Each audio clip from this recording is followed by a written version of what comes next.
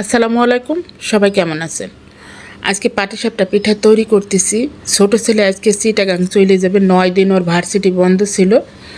তারপরে ও আজকে চলে যাবে, ভাবলাম যে ও গাড়িতেও খাইতে পারবে আর ছেলের পিঠা তৈরি করেও দেওয়া খাওয়ানো হবে। এই চিন্তাধারা থেকে আর কি এই তড়িঘড়ি করে শর্টকাটভাবে এই পাটিসাপটা পিঠাটা তৈরি করলাম, খুবই সহজভাবে।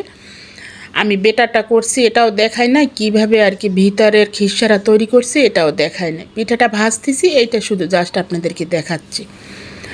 খিসারা তৈরি করছি, সুজি ঘরে সুজি ছিল, এটা ঘি দিয়ে ভাইজা তারপর দুধ দিয়ে চিনি দিয়ে রান্না করে ফেলাইছি।